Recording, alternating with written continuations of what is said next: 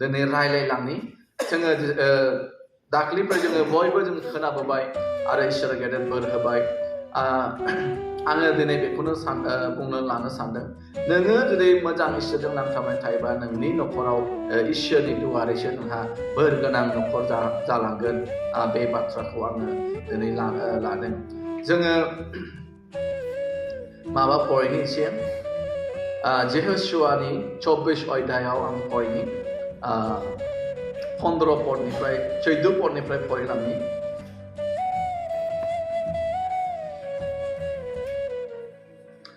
आङो बर'नि फरायनि एसे मबाइलाव आं फरायनि बेयाव होनदों जेहोशुआनि 24 अध्यायनि 14-15 पदखौ फरायनि जोशुआया बुंबावबाय बेनिखायनो दानो नोंसोरो बे फोरबोखौ मान होदो बेखौ दाव खालामदो आरो बेखौ बिश्वास खालामदो मेस'पटामिया आरो मिस्र हादोराव नोंसोरनि आजौ आजैफ्रा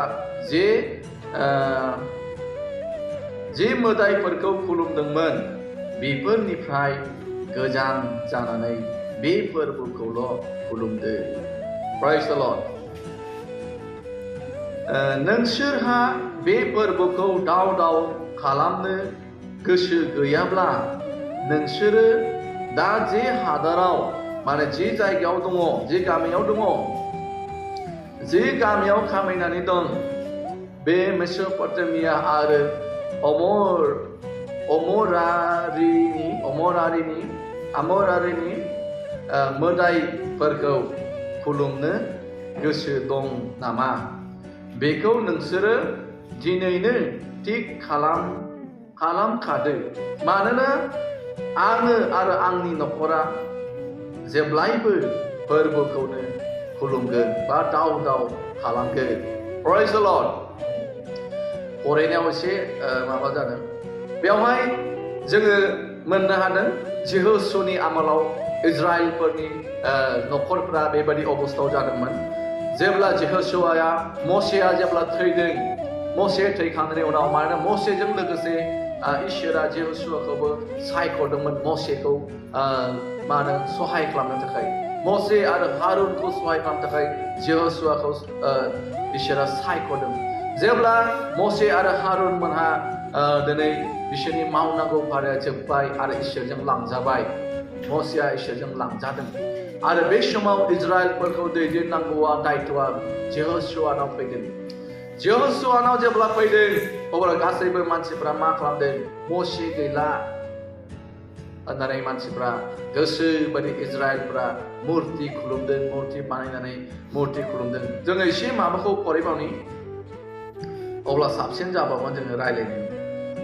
न्याय जेहोशुनि उनाव उननि बिजाबखौ जोङो फरायनि न्यायगिरिनि 6 अध्याय 1 पदनिफ्राय फरायलांनि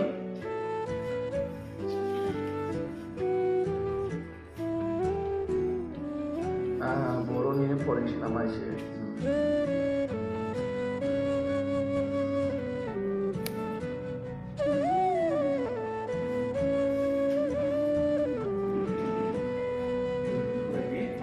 इस्राएलनि राजाफ्रा फोरबोनि जेंनाफ्रा मावफिननायखाय बियो इजराइलफोरखौ 7 बोसोरसिम बिदियारिनि सासननि सिङाव दोनदों बिदियारिफ्रा इजराइलफोरनिख्रुइ बोलोगोरासिन जानायखाय इजराइलफ्रा बिसोरखौ गिनानै थाखोमानो थाखाय हाजोआव दन्दरफोर खालामनानै लादों आरो हाजोफोरनि खंखर आरो गिनाङै खना खनला जायगाफोराव थादों इजराइलफ्रा जेब्लायबो बेगरफोर फोयो अब्लानो बिदियारिफोर आमालेकानिफोर आरो सानजा फारसे मारु गोनां फोथाराव थाफैनाय राजाफ्रा इजराइलफोरनि जेंना फैनानै बिसोरखौ आक्रमण खालामफैयोमोन बिसोरो इजराइलफोरनि जेंना बादा लुनानै खोलाहा गासासिम गासै फोथारनि आबादफोरखौ नस्थ' खालामो बिसोरो बोरमा मेन्दा मोसौ आरो गादा गासैखौबो लाङोमोन बेबायदिनो थांनानै थानोनो थांनानै थानो इजराइलफोरनि लागै हादराव गंसेबो गालाङामोन। Praise the Lord. इसोरा जोबनो गैयै बोर होथों बे बोसोन फरायनायनि सायाव जोङो नायदो बेयाव जों खोनाबाय इजराइलफ्रा इसोरजों बेसे अनजानाय आरो इसोरा आंगो गावनि जाति होननानै दिनै बिसोरखौ बासायनाय इजराइलफोरखौ मिस्र हादरनिफ्राय बेसे खस्थ' मस्थ' मसेनि दुआरे मसे आरो हारुननि दुआरे इसोरा बासायनानै 40 बोसोरसिमाव 40 बोसोरसिम बिसोरनो मा होनो मावनानै मावनाङा दांनाङा ओरैनो मोनजादों इसोरा सोरगोनिफ्राय मान्ना जाहोयै मान्नाल' जाहोबावाखै इसोरा दैलि गोदान सानसेल' जाहोयै ओमफ्राय गोदान दैलि गोदान जाहोयै 40 बोसोर इसोरा बेबादि बिसोरनो मावनाङा दांनाङा बेबादि इसोरा जाहोदों इजराइलफोरनो आरो जोङो बेवहाय मोनबावदों बिसोरनि गाननाय गस्लाफोर जुथाफोर जिफ्राबो गाननाय जोमनायाबो जेबो 40 बोसोरावबो जेबो जायाखै ओरैनो गोदानै जेरै गोदान बेबादि थाबाय थादोंमोन ओरैबादि इसोरा बिसोरखौ जोथोन लादों आरो बिसोरनो लोंनो थाखायबो मा होनो अन्थाइ बेसेबां गिदिर अन्थाइनिफ्राय खुनु बेवहाय जोङो हानिफ्रायबो नङा बालानिफ्रायबो नङा खिन्थु अन्थाइनिफ्रायनो इसोरा दै दिहुननानै इजराइलफोरनो लोंहोदों आरो इजराइलफोरा बे इसोरनिफ्राय 40 बोसोर सानसे साननैनि खोथा नङा बोसोर 40 बोसोर बिसोरो इजराइलफोरा इसोरजों बेबादि अनजानानै बेबादि मोनजादों नाथाय नायदो जेब्ला मसेया दैदेनग्रा गैला अब्ला बिसोरो मा खालामदों गासिबो गावबागाव मुर्ति बानायनानै खुलुमदों गावबागाव गोसो बायदि इसोरखौ नागारनानै इसोरनि फारसे थायालासिनो बिसोरो मा होनो गोसो बायदि गावबागावनि गोसो बायदिसो बिसोरो खुलुमदों होनदों तब इजराइलों ने यहोवा के दृष्टि में बुरा किया जायखौ इसोरा मोजां मोना हामजाया बेखौसो इजराइलफ्रा बे खामानिखौसो मावबाय होनदों इसोरा बिराद दुखु जाबाय इसोरा ओरैबायदि दुखु जाबाय बेनिखायनो मा होनदों इसोरा दुखु जानानै इसोरा नायथ'बाय खोमा दे नोंसोर आंखौ नागारबायब्ला दे नोंसोर आंनि खोथाखौ मानियाखिसैब्ला नोंसोरबो गावबागाव हारसिंल' नोंसोरो मावनानै जादो होननानै इसोराबो हगारबाय इसोरा बिसोरखौ नायथ'वाखै 60 बोसोर होनदों बेवहाय 60 बोसोर बिसोरो मा होनो इसोरा बिसोरखौ नायाखिसै आरो बिसोरबो इसोरनि खाथियाव फैफिनाखिसै बेयावनो बिसोरो 60 बोसोरा बिसोरो इसोरजों थायालाबानो बिसोरो गावसोरनि गोसो बायदि थानायाव मा होनदों मिडियानि आरो आमेलिकियानि मानसिफ्रा राजाफ्रा मिडियान देशनि राजा आरो आमेलिकिनि देशनि राजा बिसोरनि आर्मिफ्रा बे इजराइलफोरजों दावहा नांनानै बिसोरनि गासिबो बोरमा मेन्दा मोसौ जिखुनु गासिबो सम्पतिफोरखौ लांजोबबाय होनदों मोनसेबो दोनलाङाखिसै लांजोबबाय आरो जा दङ बिसोरो जा खस्थ' मस्थ' आबाद खालामो फोथाराव बिदिनो आबाद खालामो खस्थ' मस्थ' एकदम गिलुम फैगोन नामा सुथ्रुफ्रा मिडियान देशनि आर्मिफ्रा फैनानै जोंखौ गावथारफैगोन नामा आरो जोंनि माखासे मोसौ हालिसे सोरबा मोसौ हालिसेफोर दङ खोमा सोरबा खदाल गंसे दङ खोमा बेफोरजों जावनानै एवनानैनो बिसोरो मा होनो आबाद खालामदोंमोन बिराद हर गेजेराव खस्थ' मस्थ' आबाद खालामदों बे आबादखौबो गासिबो मिडियान देशनि मानसिफ्रा फैनानै बेबायदि मा होनो गाग्लिफैयोमोन आरो बेवहाय बिसोरो मा होनो पार्टि खालामफैयोमोन बे बिसोरनि आबाद खालामनाय जेनेबा खोथा बेसर आबाद खालामबाय गोरान आबाद खालामबाय बे बेसेबां गुवार 10-20 बिगा गुवारखौनो बिसोरो आराम बेवहाय प्लास्टिक तम्बु बनानै बे आबाद रज'नाय बेसर रज'नाय जेनेबा खोथा बिसोर मा आबाद खालामदों मिथिया नाथाय आबाद खालामदों होनदों जेनेबा खोथा बेसर आबाद खालामबाय दानि बोथोरावथ' बेसर जेनेबा बेसर रज'नाय सायावनो तम्बु बनानै बेयावनो दामनानै लोङै जायो रंजायोब्ला बेसरफोरा मा जागोन गाग्लिनजोबगोन दुल-दुला जागोन बेबादि खालामफैयोमोन होनदों इजराइलफोरनि आबादखौ बेबादि नस्थ' खालामफैयो 60 बोसोर माखौ जाबावनो इजराइलफोरा बिराद खस्थ' जाबाय ओरै इसोरनि थिङैबो गिदिंफिननो रोङा आरो बिसोरो ओरै आबाद खालामो ओरै नस्थ' खालामजायो आबाद खालामो ओरै नस्थ' खालामजायो आरो होसो जाफैयो बिराद बेबादि गिनांगौनि माबा प्रयजन जाबाय दानिया दहाय यहोशुआबो एखे यहोशुनि आमोलावबो बे बाथ्रायानो जादों यहोशुनि टाइमावबो इजराइलफ्रा गासैबो इसोरखौ नागारनानै दिनै गुबुन गावबा गावनि मावनायाव बेस्थ' जाबाय गावबा गावनि दिनै संसाराव थाखा फैसा खामायनाय बा धोन सम्पति बुथुमनायाव बेस्थ' जाबाय ओंखायनो यहोशुआ मा होनदों नायदो गासैबो इजराइलफोरनि लिडारफोरखौ लेंहरजोबनानै 15 पदआव फरायदो लिडारफोरखौ माने गासैबो जायफ्रा गागिफोरखौ लेंहरजोबनानै यहोशुआ होनदों मा होनदों और यदि यहोवा की सेवा करने तुम्हें बुरी लगे तो आज चुन लो कि तुम किसकी सेवा करोगे चाहे उन देवताओं की जिनकी सेवा तुम्हारे पुरखा महानंद के उस पार करते थे और चाहे एमोरियों के देवताओं की सेवा करो जिनके देश में तुम रहती हो गासिबो लिडारफोरखौ लेंहरजोबनानै यहोशुआ होनदों दिनै नोंसोरो मोनसेल' थांखि लादो नोंसोरो दिनै इसोरखौ सिबिनो इसोरखौ सेवा खालामनो इसोरनियाव फैनानै प्रार्थना खालामनो नोंसोरो बाबायब्ला बा इसोरनि हाबा मावनो नोंसोरो बाबायब्ला दिनै नोंसोरो एकदम दिनैनो स्रि खालामलायसै होननानै यहोशुआ बुंदों नोंसोरो जुदि इसोरनि हाबा मावनो नोंसोरो बाबायब्ला आरो इसोरनियाव थानो बाबायब्ला मा होनो नोंसोरो जि हादराव दङ आरो जि मोदायफोरखौनो बे हादरा खुलुमो बे मोदायखौनो खुलुमनो ना नोंसोरो जोंनि जोंनि बे इसोरखौ खुलुमनो ना एमोरिय देशनि बे मोदाय मुर्तिखौ खुलुमनो होननानै यहोशुआ अपसन होदों लिडारफोरनो ओमफ्राय यहोशुआ बुंदों परंतु मैं तो अपने घराने समेत यहोवा ही की सेवा नित्य करूंगा आन्थाय नोंसोरो गासैबो नोंसोरो मोदायखौ खुलुमोब्ला आरो इसोरखौ नागारनानै नोंसोरो थांफिनोब्ला किन्तु आं आरो आंनि नखरा हले आङो जेब्लायबो इसोरखौल' आं खुलुमगोन होनना बुंदों Praise the Lord यहोशुआ बेबादि एकदम खोथा गसंनानै बुंदों नोंसोरो गासैबो नोंसोरो जुदि इसोरखौ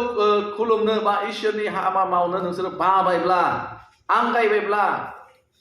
बिराद खस्थ' मोननाय बायदि मोनबायब्ला बे मोदायखौनो नोंसोरो जेराव दङ जि मोदायखौ खुलुमदों बे मोदायखौनो खुलुमफिनदो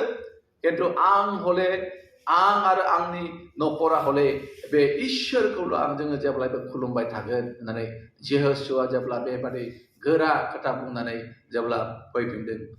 गासैबो लिडारफ्रा गासैबो यहोशुनि खाथियाव फैदों नङा जोङो नोंनि इसोरखौ जों जाय इसोरखौ खुलुमोमोन बे इसोरनि खाथियाव जों फैफिनसै बे इसोरखौनो जों खुलुमफिनसै होननानै जेब्ला बिसोरो बेबादि खौसे जादों गासैबो लिडारफोरा फैजोबाथ' बिसासिफोरा बिसोरो थानो हाखाया अट'मेटिक फैनांखायो नखरफोरा ओंखायनो यहोशुआ लिडारफोरखौ लेंहरजोबनानै बेबादि खोथा बुंनायाव गासैबो लिडारफोरा जेब्ला एखुथा जायो अब्ला लिडारफोरा जेब्ला जों खौसे जानोसै जोङो गासैबो जोंनिफ्राय बे मुर्ति फुजा खालामनाय मुर्तिफोरखौ जों बोखारनानै जोङो बे इसोरखौल' जों खुलुमसै होननानै जेब्ला बिसोरो डिसिसन लादों आरो खौसे जादों अब्ला बिसोरो मा खालामदों बिसोरो उदै बासिनानै जेब्ला बिसोरो आर'ज खालामदों अब्ला इसोरा बिसोरखौ अनफिनदों जोङो बेवहाय दहाय न्यायगिरियावबो जों फरायबा जोङो मोनो बेवहायबो मानसिफ्रा इजराइल मानसिफ्रा गिदियनमोन बे समाव अब्ला मा होनदों इजराइलफ्रा 7 बोसोर ओरैबायदि आबाद मोनसेबो मोनला दिनै ओरैबायदि खस्थ' जाबाय बिसोरो जानायफ्राथ' खुनु जोङो बुंनो हाया बेवहाय नुयोब्ला जोङो मा जानानै थादों बिसोरलाय जोङो नायहरोब्ला निश्चय बिसोरो दंफांनि बिलाइफोर फिथाइफोरखौसो जानानै थादों खोमा इजराइलफोरा बे समाव ओरैबायदि हाहाकार जादों आरो मा होनदों गिनानैनो बे मिडियान देशनि आमेरिकानि आर्मिफोरखौ गिनानैनो सोरबा हाजो खनायाव खारनानै हाजो दन्दराव थाखोमा हैबाय सोरबा अन्थाइ बिराद गिदिर गिदिर अन्थाइ सिङाव थाखोमा हैबाय आरो बिसोरो बे दंफां बिलाइफोरखौनो जानानै बेयाव थाबाय इसोरखौ नागारनायनि जुनैनो इसोरखौ खुलुमैनि जुनैनो बिसोरो बेबायदि सेरखाय बेरखाय जादों इजराइलफोरा गोदाव सोराव जादों इजराइलफोरा एकदम खास्रि बिसोरो बिराद खस्थ' मोननांगौ गोनां जादों बे मोनसेल' मा दाया बेनो बिसोरो इसोरखौ खुलुमनो बानायनि थाखायनो बिदि जादों गिर्जा प्रार्थना खालामनायनि बानायनि थाखायनो बिदि जादों इसोरा खुनु बेयाव बुङाखैमोन नोंसोरो जेब्लायबो आंनो नोंसोरनि मावनायनिफ्राय बेफोर ओरैबायदि लाबोदो बेखौ होनाखै बे समाव केवल गावखौल' खुलुमनो थिनदोंमोन गावखौल' गिनो थिनदोंमोन नाथाय बेखिनि खामानिखौनो इजराइलफोरा मावाखै बिसोरो मा होनो इसोरखौ नागारनानै बिसोरो दिनै मोदायखौ खुलुमनायावनो बिराद सेरखाय बेरखाय खास्रि बिस्रि गोदाव सोराव जानांदों खिन्थु जोङो 6 पदनिफ्राय जोङो फरायलांबा जों मोनो और मिद्यानियों के कारण इजरायली बड़ी दुर्दशा में पड़ गई तब इजरायलियों ने यहोवा के दोहाई दी नायदो बिराद खस्थ' मोनखांनायनि उनावसो जेब्ला ओरैबायदि बिमा बिफा गोदाव सोराव जाजोब्बाय फिसाया बहा बिमाया बहा बिफाया बहा ओरैबायदि जानाय थिग गैला ओरैनो मोनजानायबो गैला जेब्ला बेबायदि गोदाव सोराव जाबाय अब्लासो बिसोरो इसोरखौ गोसोखांबाय Praise the Lord अब्लासो बिसोरो इसोरखौ गोसोखांबाय जोङो जाला जों इसोरनियाव फैफिनसै दाना इसोरनियाव फैनोबो सोर जोंखौ दिनै दैदेननो बिराद बिसोरो गाबबाय ज' जानानै हयतोबा उदै बासिदों खोमा बिसोरो हयतोबा बिसोरो 10 दिन गाहाम जोङो दाख्लै बे फास्टरा आवजारमाने फास्टरा 10 दिन ड्राइ फास्टिं थादोंनो दाख्लै 10 दिन गाहाम बिसोरबो ड्राइ थादों खोमा हयतो बिसोरो 21 दिनबो जानो हागौ बिसोरो ड्राइ बेफोरबायदि थानांदों खोमा 10 दिन थानाया आनैबो थाखांबाय ना 10 दिन ड्राइ थानाया सानैल' खोमा बेवहाय आंथ' 7 दिनल' थादों ड्राइ बेवहाय 10 दिन थाग्राफोर दङ बिराद बिसोरो गिलु बालु बिसोरो बेफोरबायदि खास्रि बिस्रि जादों इजराइलफोरा जेब्ला इजराइलफोरा ज' जानानै इसोरनियाव खौसे जानानै जेब्ला उदै बासिनानै जेब्ला आर'ज खालामदों अब्ला इसोरा बिसोरनो मोनसे राहा होनो थाखाय मा होनदों जोङो माबा फरायनि 12 पदखौ जों फरायनि आङो डाइरेक्ट पार्सनानै फरायसै 12 पदखौ उसको यहोवा के दूत ने दर्शन देखकर कहा हे सूरवीर शर्मा यहोवा तेरे संग है गिदोन ने उससे कहा हे मेरे प्रभु विनती सुन यदि यहोवा हमारे संग होता तो हम पर यो सब विपत्तियों क्यों पड़ती और जितने आश्चर्य क्रमों का वर्णन हमारे पुरखाओं कहाँ कर करते थे क्या यहोवा हमको मिस्र से चुरा नहीं लाया वे कहाँ रहे अब तो यहोवा ने हमको त्याग दिया और मिद्यानियों के हाथ से हाथ कर दिया है तब यहोवा ने उस पर दृष्टि करके कहा अपनी इसी शक्ति पर जा और तू इजरायलियों को मिद्यानियों के हाथ से चुराएगा क्या मैंने तुझे नहीं बेचा उसने कहा हे मेरे प्रभु विनती सुन और इजराइल को कैसे चुराऊं बेबादि गिदियना बे समाव इसोरजों दर्शन होजादों जेब्ला गासिबो इजराइल बिश्वासिफोरा जोङो मण्डलीनि मेम्बारफोरा जोङो बेबादि होननो हायो मण्डलीनि मेम्बारफोरा बिश्वासिफोरा जेब्ला खौसे जाबाय माने ओरैबायदि आंखालजों खस्थ' मोनबाय मोनसेबो गावबा गावनि आबादखौबो मावनो हाया